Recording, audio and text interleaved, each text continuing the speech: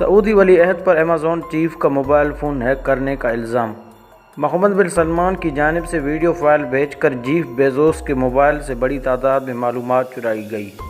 سعودی ولی عہد محمد بن سلمان پر Amazon chief کا فون ہیک کرنے کا الزام عائد کیا گیا ہے۔ تفصیلات کے مطابق سعودی ولی عہد محمد بن سلمان نے ایمیزون کے بانی جیف بیزوس کے فون کو واٹس ایپ میسج سے ہیک کیا ہے۔ ایمیزون کے بانی جیف بیزوس کے موبائل کو سعودی شہزادہ محمد بن سلمان سے تعلق رکھنے والے ایک نمبر سے واٹس ایپ میسج وصول ہونے کے بعد ہیک کیا گیا ہے۔ برطانوی اخبار کی رپورٹ میں دعویٰ کیا گیا ہے کہ سن 2018 میں بیزوس اور محمد بن سلمان کے درمیان ٹیکسٹ میسج کا تبادلہ کیا گیا تھا، جس کے بعد محمد بن سلمان کی جانب سے ویڈیو فائل بھیج کر بڑی تعداد میں معلومات چرائی گئی۔ یہ واضح نہ ہو سکا کہ فون سے کس قسم کی معلومات چرائی گئی۔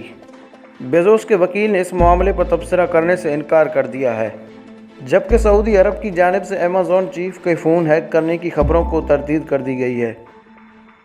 واشنگٹن میں سعودی سفارت خانے نے واشنگٹن پوسٹ کے مالک جیف بیزوس کے موبائل فون ہیک کرنے کی خبروں کو مسترد کر دیا ہے۔ اسی طرح دوستو ہم آپ لوگوں کو ایک دوسری خبر کی جانب لے کے جاتے ہیں۔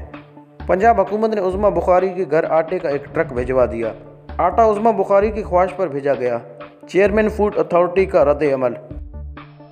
لاہور، پنجاب حکومت نے مسلم لیگ نون پنجاب کی ترجمان کے گھر آٹے کی تھیلیاں بھجوا دی۔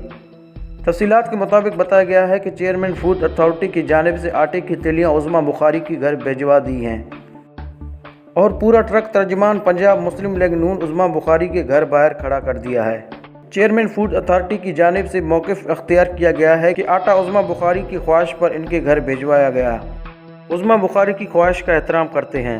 عظمیٰ بخاری نے موقف اختیار کیا تھا کہ 3 دن سے کیک بھجوا رہی ہے، مگر سرکاری نرخ پر آٹا دستیاب نہیں، جس کی مد نظر رکھتے ہوئے آٹے کا ٹرک عظمیٰ بخاری کے گھر بھجوا دیا ہے۔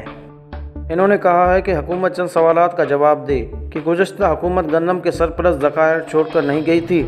اس حکومت نے گندم برآمد نہیں کی جب مقامی سطح پر گندم کی خریداری کا وقت تھا، تو اس وقت پیسے بچانے یا کسی اور وجہ سے گندم کیوں نہیں خریدی گئی؟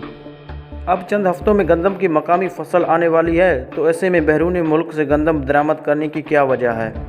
انہوں نے کہا ہے کہ کیا ارباب اختیار میں سے کوئی ایک ایسا باضمیر ہے جو ان سوالات کے جوابات دے؟ پوری قوم ہر گلی محلے میں ان سوالات کے جواب مانگ رہی ہے۔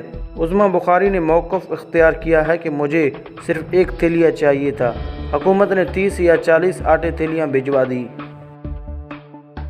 امید کرتے ہیں کہ ہمارا آج کا یہ ویڈیو آپ لوگوں کو پسند آیا ہوگا۔ ویڈیو پسند آنے کی صورت میں اس چینل کو سبسکرائب کریں، اس ویڈیو کو لائک کریں، شیئر کریں اور کمنٹ باکس میں آپ لوگ اپنی قیمتی تجاویز سے ضرور آگاہ کیجیے گا۔ ایک اور نئے ویڈیو تک اللہ حافظ۔